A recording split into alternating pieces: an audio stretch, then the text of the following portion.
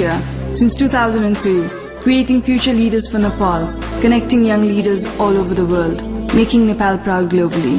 Today's Youth Asia, GPO 8975, EPC 5478, Kathmandu, Nepal.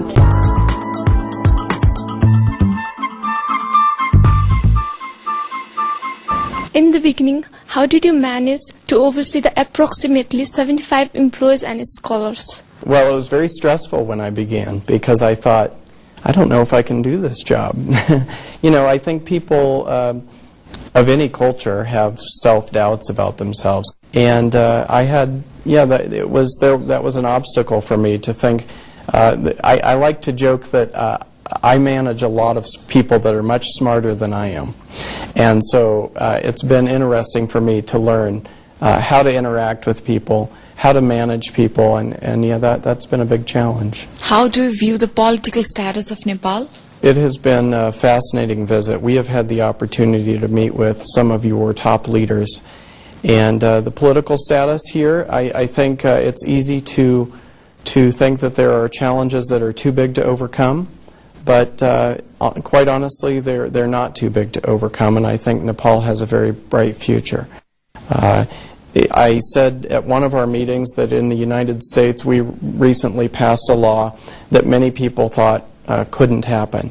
And while there are still very serious disagreements about the law, people were skeptical that it would ever pass, and this was a law on health care issues.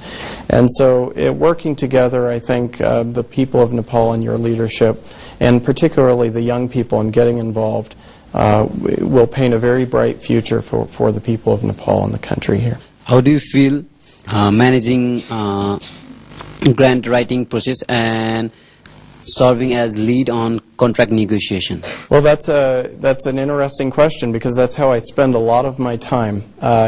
Discovery Institute is a non-profit organization, and in the United States that just means that we are not trying to make money. We raise money to cover the expenses of our research and the work that we do. And that support comes from individual donors, corporations, and foundations.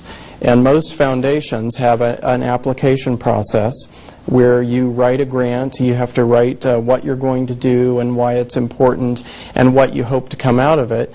And the goal is to get those foundations to provide money so that we can carry that agenda forward. And I spend probably 2/3 of my time writing proposals and fundraising letters and reaching out to our members and working with our board to raise money. So that's a very important role because we have to have money to pay people. Do you think that not well-educated people can hinder in the process of political movements? No, I don't think so. I think that everyone has something to contribute. In Newcastle, there are a number of ways for people to get involved, and they don't involve running for public office. And so I think that we have various organizations that do lots of great things, and anyone can contribute to the betterment of a community without running for public office. So I think there are lots of opportunities out there, and I suspect there are lots of opportunities here in Nepal too. How old were you when you first came to the political scenario? I graduated from college I was in student government at Washington State University. So in my university, I was a student senator. And there were 18 senators representing a total of 20,000 students. And so at that time, I was about 21 years old. That's when I first started. And then after I graduated from college and had my degree, I got involved in a couple of statewide political campaigns. So I've always had an interest in politics, and I got involved quite early. How important is it to have young political leaders in politics? Young people, no matter what country or culture, are the future of the country. And so having people involved in learning and getting to know about political issues and getting to know how to contribute, I can't stress the importance enough. If you imagine a scenario where no one got involved, things would be very difficult for the country or the community that you're in. We need young people involved, and again, there are lots of ways to get involved and to participate in this country and in other countries around the world. Did you ever come upon such a situation in which you just wanted to leave politics? In the United States, things are very cyclical. That means that things change over time. So right now, for instance, the Republican Party at the national level does not have a lot of power. The Democratic Party, President Barack Obama is a Democrat. The United States Senate is led by the Democrats, as is the House of Representatives.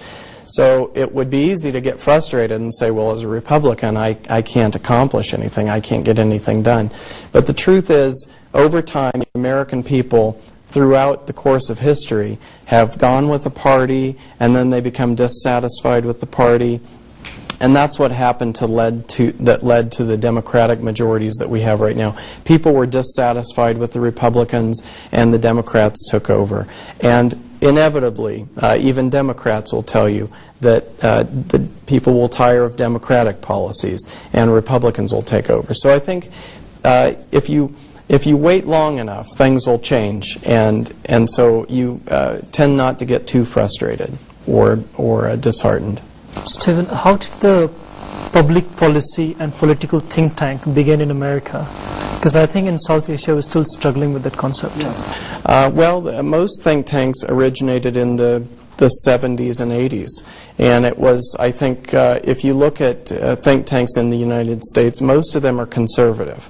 There are not very many political think tanks that are more liberal or democratic. And for conservatives in particular, I think tanks were an answer to what students and others were being taught at the universities.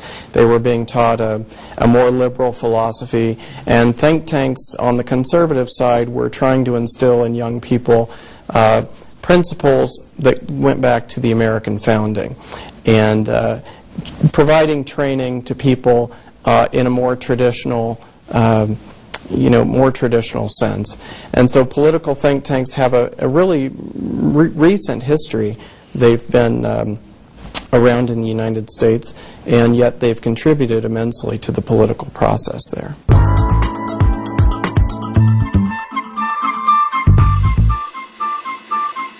This brings us to the end of today's show. Our episode ranges from interviews with personalities from all over the world, special event coverage, and issues that concerns our society.